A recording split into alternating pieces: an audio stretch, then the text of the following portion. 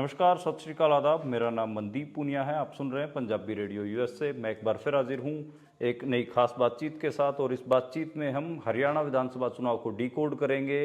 5 अक्टूबर को ये चुनाव होने जा रहा है और आज नॉमिनेशन का आखिरी दिन था। कांग्रेस ने बिल्कुल आखिरी दिन आज अपनी सारी टिकटें अनाउंस की हैं। बीजेपी की भी कमोबेश कल आखिरी लिस्ट आई थी और उसके बाद आज नॉमिनेशन की प्रक्रिया भी फाइल हो चुकी है, पूरी हो चुकी है। और एक हिसाब से अब कांग्रेस वर्सेस बीजेपी चुनाव दिखने भी लग गया है। अब हम इस स्थिति में भी हैं कि सीटों का आकलन किया जा सके। हमारे साथ जींद से पत्रकार विजेंद्र सिंह जुड़े हुए हैं, और विजेंद्र कहीं ना कहीं जो सेंट्रल हरियाणा है, खासकर हरियाणा का दिल, उसके ऊपर बहुत नज़र रखते हैं। जींद में बैठे रहते हैं, और जींद, हिसार, भिवानी, जो ये आसपास जितना भी पेजेंट मूवमेंट जितना भी हुआ था, उसमें भी जो इलाका था वो विजेंद्र ने कवर किया। और यहाँ से जितने भी टोल टैक्सों पर धरने चल रहे थे उनको भी कवर किया, और समय समय पे इस इलाके से जितने भी आंदोलन उठे हैं उनको भी विजेंद्र कवर करते रहे हैं। विजेंद्र, सबसे पहले सवाल तो यही कि जो हरियाणा विधानसभा चुनाव होने जा रहा है, इसमें पहला सवाल तो ये कि बीजेपी के लिए फेवर में क्या चीज़ है। एक तो वो ये गिनवा रहे हैं कि हम 10 साल से सरकार में हैं, और अभी के लिए उनके पास मतलब नायब सैनी हैं। नायब सैनी को वे गिनवा रहे हैं कि वो एक किसान का बेटा भी है, ओबीसी फेस भी है, और एक देहाती भी है। कई ऐसी आइडेंटिटी उनके चिपका दी। क्या वो उनके फेवर में काम कर रही हैं, और क्या बीजेपी के लिए फेवर में है? अभी तो हम उस बीजेपी की पॉजिटिविटी से शुरुआत करते हैं। बिल्कुल मनदीप, देखिए हरियाणा एक ऐसा स्टेट है। आप चाहे अम्बाला, पंचकुला से लेके फरीदाबाद और यमुनानगर से लेके सिरसा तक अगर को देखोगे तो हर आदमी बहुत इंटरेस्टेड होता है। उसकी बहुत ज़्यादा रुचि होती है चुनाव के अंदर। हम तो खैर पत्रकार, हमारा तो काम यही है। लेकिन आप किसी पार्क में देखोगे, किसी गली मोहल्ले में देखोगे, कहीं 5 आदमी बैठे हैं, कोई ताश खेल रहा है, तो हर किसी की राजनीति में बहुत ज़्यादा रुचि है। ये स्टेट बहुत वोकल है। और अभी चुनावी माहौल में हर कोई आपको चुनावी बात करते हुए देखेगा। तो हम भी अभी जो चुनावी चर्चा कर रहे हैं, आपका जो सवाल था कि बीजेपी 10 साल के मुद्दे पर चुनाव लड़ रही है, कि 10 साल के जो नायब सैनी, खैर अभी मुख्यमंत्री हैं, उन्हें जो नायब स्कीम थी, जो नायब योजनाएं थी, उनके मुद्दे पर चुनाव लड़ रही है। पहली बात तो इस चुनाव में एक चीज़ बिल्कुल स्पष्ट है, ये जो चुनाव है ये डायरेक्ट चुनाव है बीजेपी और कांग्रेस के बीच में। जो रीजनल पार्टीज़ हैं उनका कहीं कोई नामो निशान अब की बार नहीं है। इवन आम आदमी पार्टी भी जो कुछ समय पहले जो नेशनल पार्टी के रूप में आई, उनका भी कहीं कोई नामो निशान नहीं है। तो डायरेक्ट जो मुकाबला है वो हरियाणा में बीजेपी और कांग्रेस के बीच में है। 1-2 सीटों को छोड़ दें तो बहुत इंटरेस्टिंग ये हरियाणा के अंदर अब की बार चुनाव होगा। और जींद जो है, देखिए बहुत हॉट पॉइंट बन गया है। वैसे इसको राजनीतिक राजधानी हरियाणा की इसको बोलते हैं वैसे भी। और राजनीतिक राजधानी देखिए अपने आप बन गई है। आप एक बात गौर करेंगे, जुलाना से जैसे जो कुश्ती खिलाड़ी है विनेश फोगाट, वो मुकाबले में आ गई है। WWE की जो कुश्ती प्लेयर हैं कविता दलाल, वो मुकाबले में है। और इनेलो के जो उम्मीदवार हैं सुरेंद्र लाठर, वो लोकल है वहाँ से। और एकदम से जो कह सकते हैं कैप्टन योगेश यादव, ओबीसी चेहरे को वहाँ से बीजेपी ने उतारा है। ठीक देखिए, रामकुमार गौतम नारनौल से हैं, हिसार की विधानसभा है वहाँ से, लेकिन एकदम से बीजेपी ने उनको जुलाना के अंदर उतार दिया, अपना उम्मीदवार बना दिया है। सफीदों में उतार दिया है, जींद की जो सीट है सफीदों में उतारा है। और दादा गौतम यहाँ से 1991 में चुनाव लड़े थे, उनको 1500 वोट आए थे।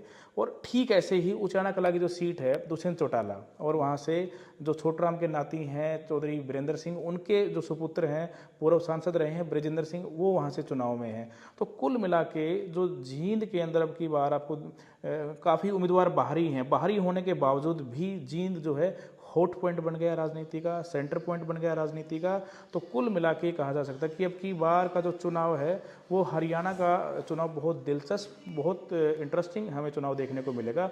लेकिन ये बात क्लियर है, स्पष्ट है, हरियाणा के अंदर ये जो चुनाव है डायरेक्ट बीजेपी और कांग्रेस के बीच में होगा। आज नामांकन का आखिरी दिन था, और कुछ बीजेपी को छोड़ के कांग्रेस में शामिल हो गए, कुछ कांग्रेस छोड़ के आईएनएलडी में ज्वाइन कर गए, अलग अलग पार्टीज को ज्वाइन करके, कुछ ने अपना इंडिपेंडेंट जो है। लेकिन एक खास बात देखने को अब की बार मिल रही है, कांग्रेस के जो नाराज उम्मीदवार हैं, जो की प्लेयर्स हैं, वो पार्टी छोड़ के ज़्यादातर नहीं भाग रहे हैं। रीजन स्पष्ट है, 10 साल से हरियाणा में बीजेपी की सरकार है, और ये स्पष्ट है कि उन लोगों को लग रहा है कि 10 साल सूखा काटा है, आने वाले 5 साल और सूखा काटना पड़ेगा। अगर नाराजगी जाहिर की तो अंदर खाते जो उनको टिकट नहीं मिली वो नाराज हैं, तो चुपचाप पार्टी के अंदर लगे हुए हैं। लेकिन उनकी नाराजगी भी जग जाहिर है, क्योंकि माहौल जो है अब कांग्रेस के पक्ष में हरियाणा के अंदर बन चुका है। और ये जो चुनाव है बीजेपी वर्सेस जनता का ज़्यादा दिख रहा है, ना कि बीजेपी वर्सेस कांग्रेस का लग रहा है। मनदीप, अच्छा, बात हम अपने नायब सरकार की बात की जो उन्होंने कोशिश की, लेकिन बहुत सारी चीज़ें हैं जो बीजेपी के खिलाफ काम करें। किसान आंदोलन उनमें से एक है। आप तो कवर कर रहे थे इस इलाके में सारा, पंजाब से जो ट्रैक्टर डब, खासकर डब वाली बॉर्डर से, और जो इधर से जो खनौरी बॉर्डर से जो बॉर्डर ट्रैक्टर निकले, वो तो आपने बिल्कुल ऐसे दिल्ली तक टिकरी बॉर्डर तक कवर किए। 100 किलोमीटर काफिला चलता था ट्रैक्टर में। मैंने जब शुरू में आए थे ना किसान यहाँ से पहली बार, उनका 100 किलोमीटर का काफिला था। तो वो सब कवर किया, और उसका बीजेपी को नुकसान भी हुआ किसान आंदोलन का बहुत तगड़ा। और आप ऐसे किसान आंदोलन के अलावा आप और कौन से ऐसे मुद्दे देखते हो जिसके कारण बीजेपी की, जिसको एक शब्द इस्तेमाल किया जाता है ना जब इलेक्शन कवर करते हैं पत्रकार, एंटी इनकम्बेंसी, जी एंटी इनकम्बेंसी, सत्ता विरोधी लहर जिसको हम बोलते हैं।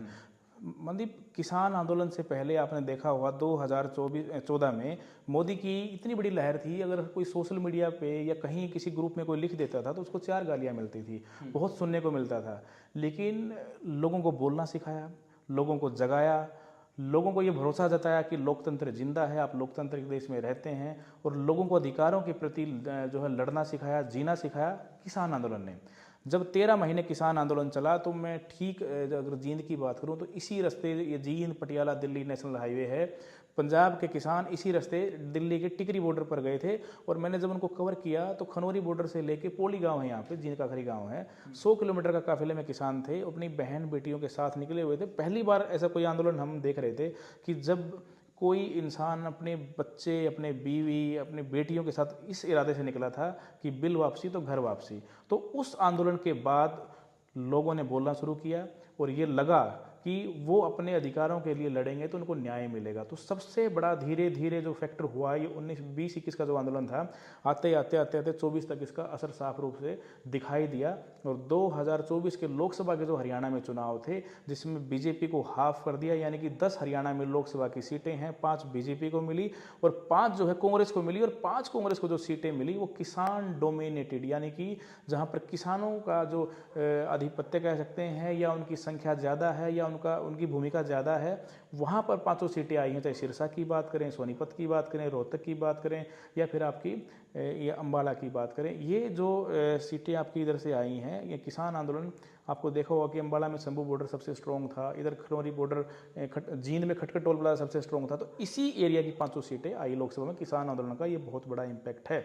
और 2019 से ही लोगों ने हालांकि मन बनाना बीजेपी के खिलाफ शुरू कर दिया था, क्योंकि जहां 2019 में हरियाणा विधानसभा चुनाव में कांग्रेस मजबूत थी, लोगों ने कांग्रेस को वोट दिए, जहां जेजेपी मजबूत थी, जेजेपी को वोट दिए। ये अलग बात है कि जेजेपी ने लोगों की जन भावनाओं के खिलाफ जाके बीजेपी के साथ 5 साल सरकार चलाई, 4.5 साल, और लोगों ने, और यही एक वजह है कि जेजेपी आज धरातल पर चली गई है। आज हरियाणा में जननायक जनता पार्टी का जो जनाधार है वो न के बराबर। खुद दुष्यंत चौटाला के लिए बहुत बड़ा चैलेंज उचाना के अंदर है, और वो बहुत कह सकते हैं कि एक बड़ी हार मुझे लगता है कि उचाना से उनकी हो सकती है, क्योंकि इस तरह के माहौल बन रहे हैं। तो मैं इसीलिए बात कर रहा था कि 2019 में लोगों ने एक होकर वोट दिया। बदलाव, ये जो आवाज़ है हरियाणा के अंदर, ये लंबे समय से चल रही थी, लेकिन इसको आवाज़ दी किसान आंदोलन ने। और किसान आंदोलन के बाद आप लोकसभा चुनाव का नतीजा आपने देखा, और 2024 का जो विधानसभा चुनाव है वो आवाज़ और बुलंद होगी। आपने टिकटों की मारामारी देखी होगी कांग्रेस की। आखिरी लोग कल पूरी रात नहीं सोए, 2-2, 3-3 बजे, 4, पूरी रात लोग कैंडिडेट्स नहीं सोए कि किसकी टिकट अनाउंस हो सकती है, किसको टिकट मिलेगी।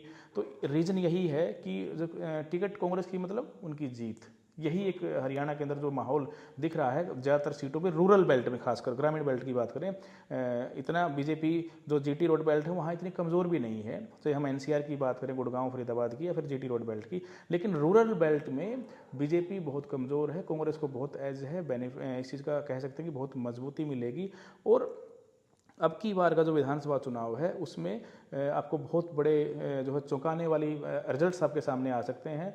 एक लैंडस्लाइड कह सकते हैं पार्टी की विक्ट्री हो सकती है, क्योंकि माहौल जो लग रहा है, हम लोगों के बीच में जा रहे हैं, लोग ना किसी उम्मीदवार को देख रहे, लोग ना किसी चीज़ को देख रहे, क्योंकि हमारे हरियाणा में लोगों किसी को जिताने के लिए कम, हराने के लिए ज़्यादा वोट करते हैं। तो अब की बार हरियाणा के अंदर एक बहुत अलग ही तरह का माहौल देखने को मिलेगा, और बहुत बड़ा बदलाव हरियाणा के अंदर देखने को मिलेगा।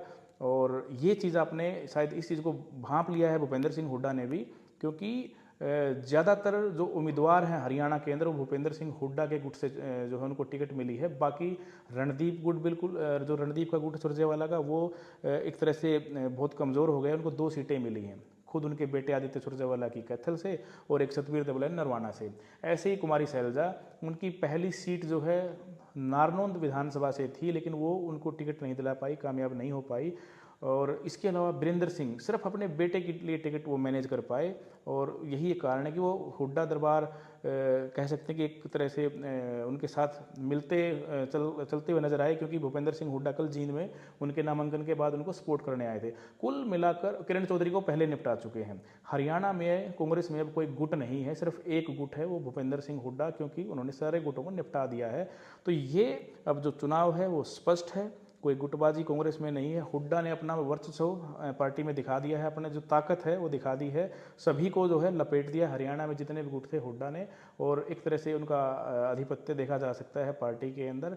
ये जो चुनावी माहौल है अभी शुरुआत इसकी हो गई है, और फिलहाल धीरे धीरे देखते हैं कि किस तरह का और इसमें जान आती है, किस तरह के मुद्दे यहाँ पर हावी होते हैं, और क्या एक चुनावी माहौल हरियाणा के अंदर बनता है। लेकिन जो डायरेक्ट मुकाबला है, मैं बार बार ये कह रहा हूँ कि 2 पार्टियों के बीच में है। इंडियन नेशनल लोकदल हालांकि बहुत बेहतर प्रदर्शन करेगी अब की बार जेजेपी से, क्योंकि जेजेपी के प्रति लोगों की नाराज़गी है, और जो इनका खुद का कैडर है उनकी नाराज़गी है।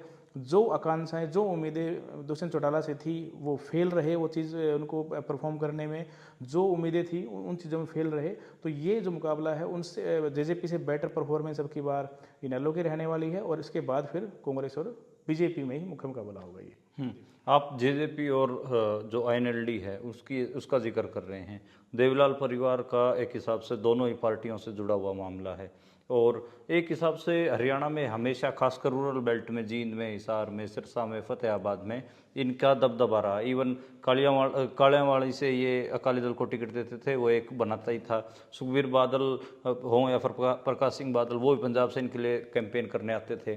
तो एक था कि गैर कांग्रेसी, गैर भाजपाई गुट, तीसरा एक फ्रंट मौजूद था। इसलिए ये भी होता था कि जो टिकटों का बंटवारा है उसमें कोई भी मनमानी करने की स्थिति में नहीं होता था। डर लगता था कि कहीं तीसरे से ले आया तो तीसरा भी एक स्ट्रॉन्ग होल्ड है, वो जीत जाएगा। तो देवीलाल परिवार का जो डिक्लाइन है इसको आप कैसे देखते हैं, और क्या अभय चौटाला आईएनएलडी, क्योंकि उन्होंने तो किसान आंदोलन में इस्तीफा भी दे दिया था, क्या वो क्रेडिबिलिटी रिस्टोर नहीं कर पाए अपनी? और दुष्यंत चौटाला क्या 90 विधानसभा सीटों पे अपने प्रत्याशियों की, जो उनके प्रत्याशी क्या वो डिपॉजिट भी बचा पाएंगे? और जो वो अलायंस करके आए हैं, खासकर बीएसपी का अलायंस हुआ इनेलो के साथ, और एएसपी जो आज़ाद चंद्रशेखर आज़ाद भीम आर्मी का जो अलायंस है वो जेजेपी के साथ हुआ। तो इस अलायंस को भी समझाइए थोड़ा।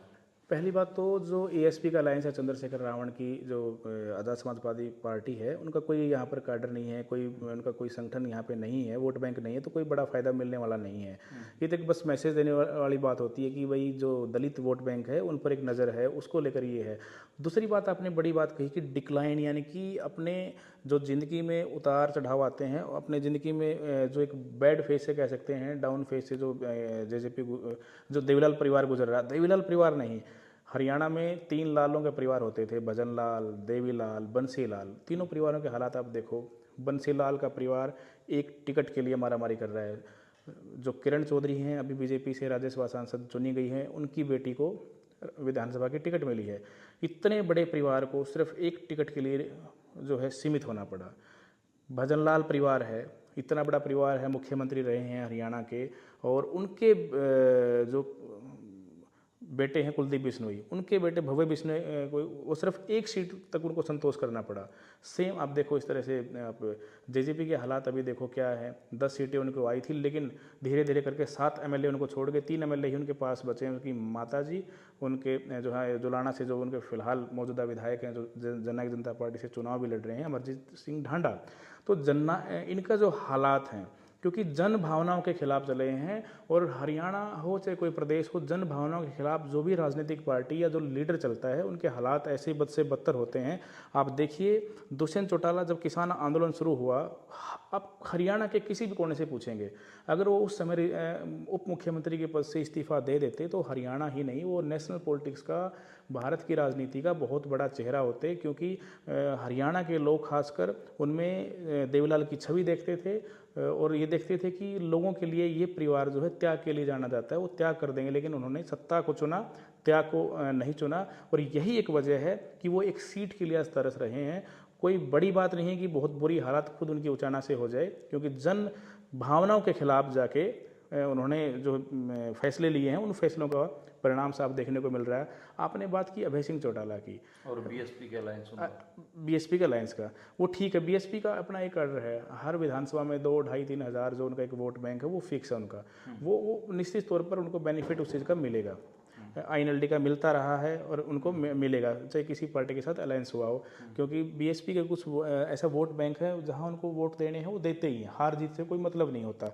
तो उनको मैं वही कह रहा हूँ कि जेजेपी से जो नाराज़गी है, जो इनेलो से जुड़ा हुआ जो कार्यकर्ता है, आमतौर पर वो बीजेपी और कांग्रेस में अपने आप को जो है असहज महसूस करता है, वो फिट नहीं कर पाता है। तो जो जेजेपी से नाराज होके जो कार्यकर्ता गए हैं, ज़्यादातर कार्यकर्ता वापस, जो इनके वर्कर्स थे वो वापस इनेलो में शिफ्ट हो रहे हैं, क्योंकि अभी एक समय था जब 2018 में इंडियन नेशनल लोकदल 2 फाड़ हुई, जेजेपी का जन्म हुआ, अभय सिंह चौटाला के पास सिरसा से लेके यमुनानगर तक एक कार्यकर्ता नहीं होता था। यहाँ पर हमने वो समय भी देखा है जब उपचुनाव जींद का हुआ, यहाँ पे 2000 जब ये 19 में हुआ, या क्या नाम है, यहाँ से कृष्ण मिड्डा थे बीजेपी की तरफ से, दिग्विजय चौटाला जननायक जनता पार्टी की तरफ से थे, और कांग्रेस की तरफ से रणदीप सिंह सुरजेवाला थे। इंडियन नेशनल लोकदल को कई दिनों बाद उमेद सिंह रेड्डू के रूप में एक उम्मीदवार यहाँ से मिला था, उनको उम्मीदवार तक नहीं मिला था। यहाँ उनकी मीटिंग होती थी तो 2, 4, 5 कार्यकर्ता तक उनके पास मीटिंग करने के लिए नहीं होते थे। वजह यही थी कि दुष्यंत चौटाला के अंदर लोग देवीलाल की छवि देखने लगे थे, मास लीडर की छवि देखने लगे थे, और 10 साल हरियाणा में लोगों ने राज देखा था, तो जो खासकर जाट वोट बैंक है वो अपना नेता दुष्यंत चौटाला को मानने लग गया था। लेकिन उनकी जनभावनाओं के खिलाफ वो जाके जब उन्होंने बीजेपी के साथ सरकार बनाई तो वो धराशायी हो गए, धरातल पर आ गए। लेकिन अब अभय सिंह चौटाला, हालांकि किसान आंदोलन के पक्ष में इस्तीफा दिया था, लेकिन इसमें कोई दो राय नहीं है, और जो सच है वो सच है कि जो मास लीडर बनने की जो सिचुएशन थी वो अभय सिंह चौटाला वो खड़ी नहीं कर पाए हरियाणा के अंदर। उस तरह की मैनेजमेंट की बहुत बड़ी कमी रही है उनके पास, एक जो आसपास का जो उनका आवरण है, या एक जो मैनेजमेंट हम कह सकते हैं, अभय सिंह चौटाला हरियाणा में उस तरह का कैडर दोबारा से खड़ा नहीं कर पाए। उनके पास बहुत सुनहरा मौका था कि दुष्यंत कि जिस प्रकार पूरे हरियाणा में खिलाफत चल रही है या खिलाफत थी, वो जो उनको कैश करना था वो इतना नहीं कर पाए, और यही एक वजह, हालांकि बहुत इम्प्रूव किया है पार्टी टूटने के बाद, परिवार टूटने के बाद, 2 फाड़ होने के बाद इंडियन नेशनल लोकदल ने कमबैक तो किया है, और उम्मीद है कि कुछ सीटें उनकी आ जाएं, और वो देखना आप, हरियाणा के लोग भी देखेंगे, हम यहाँ बैठे हैं, अब की बार बेहतर प्रदर्शन उनका होगा। सीटें कितनी आएंगी कितने नहीं आएंगी बाद की बात है, लेकिन जननायक जनता पार्टी से बहुत बेहतर प्रदर्शन होगा। ये आपने अभी चुनाव में भी देख लिया, जब दुष्यंत चौटाला की मां नैना चौटाला ने उचाना कला से हिसार लोकसभा से चुनाव लड़ा, उनको पूरी लोकसभा में सिर्फ और सिर्फ 22,000 के आसपास वोट आए, और अकेले उचाना कला से 4210 वोट आए। तो हालात जननायक जनता पार्टी के किस प्रकार के हैं, आप ये जो आंकड़े हैं मैं बता रहा हूँ, आप अंदाज़ा लगा सकते हैं। लेकिन आप को मैं श्योरिटी से कहता हूं कि इंडियन नेशनल लोकदल बहुत अच्छा बेहतर प्रदर्शन करेगी, और हो सकता है तीसरे नंबर का प्रदर्शन करे। पहले बीजेपी कांग्रेस रहेगी, उसके बाद इंडियन नेशनल लोकदल रहेगी, और हो सकता है कि जननायक जनता पार्टी आम आदमी पार्टी से भी नीचे चली जाए। तो ये जो है अब की बार समीकरण बनने वाला है। ये नीचे से लड़ाई जननायक जनता पार्टी लड़ेगी कि वो आम आदमी पार्टी से ऊपर रहती है, इनेलो से ऊपर रहती है, सत्ता में वापसी की, या फिर वो बार बार इस तरह की जो बातें जननायक जनता पार्टी की तरफ से होती हैं कि सत्ता की चाबी उन्हीं के हाथ में, वो चाबी अब की बार इस तरह के समीकरण नहीं बनेंगे, क्योंकि अब की बार लोग या तो बीजेपी के पक्ष में वोट करेंगे या बीजेपी के खिलाफ वोट करेंगे। जो सत्ता विरोधी लहर है 10 साल से भारतीय जनता पार्टी की हरियाणा में सरकार है, मुद्दा अकेला किसान आंदोलन नहीं है। ऐसा कोई वर्ग नहीं है जो परेशान नहीं हुआ हो। बहुत बड़ी संख्या में बुजुर्गों की पेंशन काटी गई। बुजुर्गों की पेंशन हरियाणा में एक बहुत बड़ा मुद्दा है, और ये मुद्दा तो खैर पूरे, मैं कहता हूँ कि भारत के हर जगह का होता है, क्योंकि बुजुर्गों को उस बुढ़ापे में जो सहारा चाहिए होता है, जो राशि चाहिए होती है, उससे उसका मान सम्मान परिवार में बना रहता है। लेकिन जिस प्रकार बड़े स्तर पर बुजुर्गों की पेंशन काटी गई तो बड़ी नाराज़गी बुजुर्गों की है। युवाओं को जिस प्रकार पूरे देश में हरियाणा बेरोजगारी में नंबर 1 है, वो एक बहुत बड़ा दंश इनको जो है झेलना पड़ेगा। नौकरियों के नाम पे HKRN जो कच्ची नौकरियों का पिटारा खोल दिया, उसमें मेरिट का कोई क्राइटेरिया नहीं है। किसके पास मैसेज आता है आधे घंटे जाके ज्वाइन करो, कोई मतलब नहीं है, कोई रिजर्वेशन का सिस्टम नहीं है, कोई मेरिट का सिस्टम नहीं है। युवा वर्ग परेशान, बुजुर्गों का मैंने इशू बताया, और जो ये पोर्टल का जो सिस्टम है, जो हर वर्ग परेशान है, चाहे कोई भी वर्ग हो, इसमें जो पोर्टल के सिस्टम में पूरे समाज को उलझा के रख दिया। तो कोई विदाउट एनी क्लैरिटी और विदाउट एनी स्ट्रॉन्ग प्लानिंग की इस प्रकार की योजनाएं 5-7 कई साल से जो है हर वर्ग उलझा हुआ है। ऐसे बहुत सारे मुद्दे हैं। अग्निवीर योजना, आप जाके ग्राउंड रिपोर्ट लेना। मैं कई गांव में गया हूँ, मिर्चपुर गांव गया, मैं कापड़ो गांव गया नारनौंद के। मिर्चपुर गांव में हर रोज़, ये हर गांव की कहानी बता रहा हूँ हरियाणा के में, 200-300 युवा सुबह सुबह एक्सरसाइज करते थे अग्निवीर के लिए, सेना में भर्ती होने के लिए, और 5-7 युवा भर्ती भी होते थे हर साल। कापड़ो गाँव में 400 युवा, आप जाके मैं श्योरिटी से कहता हूँ, आप देखना, आप पता करना, 400 युवा वहाँ पे हर रोज़ एक्सरसाइज करते थे सुबह शाम, आसपास के कई गाँव के। आज आपको एक युवा नहीं दिखेगा। और मिर्चपुर गांव में तो 5-5 फुट घास स्टेडियम के अंदर खड़ी है, वो पूरा स्टेडियम बर्बाद हो गया। युवा ताश खेलता है, युवा नशे में है, और पता नहीं कहाँ कहाँ मतलब जो है उनको चोट पहुंची है। तो योजनाएं देखिए ना आप नायाब योजनाएं आप कह रहे थे, ये नायाब योजनाएं हैं, अग्निवीर योजनाएं, जिसमें 4 साल के बाद कोई सेना में भर्ती होता है तो वो 24 साल की उम्र में, 22 साल की उम्र में रिटायरमेंट आ जाएगा। तो युवा भी इस योजना से बहुत हताश हैं, बहुत परेशान हैं। हर गांव में जाके आप ये रिपोर्ट लेना हरियाणा के, कि क्योंकि सेना हमारा सिर्फ एक नौकरी नहीं है, किसान मजदूर का पैशन है। हरियाणा के ग्रामीण जो क्षेत्र है हमारा, उसकी हमारा एक जुनून है सेना। नौकरी तो है ही है, और रोजगार का साधन तो है ही है, उसके अलावा पैशन है। हर 10वां सैनिक हरियाणा से आपको मिल जाएगा सेना के अंदर। तो अग्निवीर योजना मैंने आपको बताई, HKRN जो कच्ची नौकरियां हरियाणा में वो है। हरियाणा के सरपंच जब से नई पंचायतें चुनी गई हैं, उनको लठ मारे गए, वो तब से धरने पे हैं, तब से विरोध कर रहे हैं। चाहे वो टेंडरिंग का मुद्दा हो, चाहे फिर उनकी ग्रांट जो है उनकी फिक्स कर दी कि इससे ज़्यादा आप खर्च नहीं कर पाओगे, इससे ज़्यादा आपको टेंडरिंग से ही आपको इन गाँव के अंदर विकास कार्य करवाने पड़ेंगे। यानी कि हर वर्ग को लपेटे में लिया है, और यही एक वजह है कि आज हर वर्ग बदलाव के मूड में। व्यापारियों से देखिए आप GST के मुद्दे पे आपको रोते हुए मिलेंगे। डीमोनेटाइजेशन, वो भी बहुत बड़ा एक, आज भी उसका असर आपको देखने को मिलेगा, ये भी एक मुद्दा है। लेकिन जो बड़े मुद्दे हरियाणा के अंदर हैं वो यही हैं। नौकरियों का है, कितने पेपर लीक का मामला है, या अग्निवीर का है, किसान आंदोलन का है, बहुत बड़ा मुद्दा है। ये हरियाणा जो है कृषि प्रधान, हमारे देश में कृषि प्रधान राज्य भी है, और ऐसे राज्य में इस प्रकार के मुद्दे काम करते हैं। और इन्हीं मुद्दों पर जो है चुनाव अब की बार ये लड़ा जा रहा है। आप भी कवर कर रहे होंगे, हम भी कवर कर रहे हैं। हरियाणा में अब कहीं जा रहे हैं तो बात होती है नेताओं के भाषणों में, जो खासकर अपोजिशन जो पार्टी है कांग्रेस की, उनके नेताओं द्वारा बात की जाती है। पहलवान बेटियों के साथ ऐसा हुआ, और किसानों के साथ ऐसा हुआ, युवाओं के साथ अग्निवीर के साथ छलावा हुआ उनके पास, और पोर्टल के माध्यम से ऐसा हुआ, बुजुर्गों के साथ ऐसा हुआ। तो यही मुद्दे आप आमतौर पर इस चुनाव में आपको देखने को मिलेंगे। भ्रष्टाचार का मुद्दा इनके बाद ही आता है। कहीं ना कहीं इन मुद्दों की जो चर्चाएं हैं वो आपको पूरे इलेक्शन में होती हुई मिलेगी। तो पूरा का पूरा मुद्दा जो है, लोगों ने जो मन बनाया है, इन्हीं मुद्दों को लेकर लोगों ने मन बनाया है। और तभी मैं कह रहा हूँ, ये जो चुनाव है जनता वर्सेस जो सत्ता पक्ष है, यानी कि बीजेपी है, उनके बीच में ये हरियाणा में अब की बार जो विधानसभा चुनाव है, 5 अक्टूबर को वोटिंग होनी है, और 8 को जो नतीजे आने हैं, इन्हीं मुद्दों को लेकर मनदीप पे चुनाव हमें हरियाणा में देखने को मिलेगा। जी जी, शुक्रिया विजेंद्र, और हम दोबारा जुड़ेंगे। आज आपने इनेलो, जेजेपी, बीजेपी और कांग्रेस का जो एक हिसाब से कहें कि ओपिनियन पोल, और जो मुद्दे हैं, और जो जिस किस्म से किसकी क्रेडिबिलिटी अप हुई है, किसी की लूज हुई है, हरियाणा के लोग किस मूड से इलेक्शन में देख रहे हैं, उन चीज़ों पर बात की। और दोबारा हम जुड़ेंगे तो इतने थोड़ा सा इलेक्शन पक भी जाएगा, और जब पके हुए इलेक्शन में जब हाथ डालेंगे, थोड़ा हाथ हमारा जलेगा तो, लेकिन फिर भी हम कोशिश करेंगे, पत्रकार हैं। तो आज के लिए इतना ही। कल दोबारा मुलाकात होगी नई खबरों के साथ, नए बुलेटिन के साथ, या किसी नई शख्सियत के साथ। आप देखते और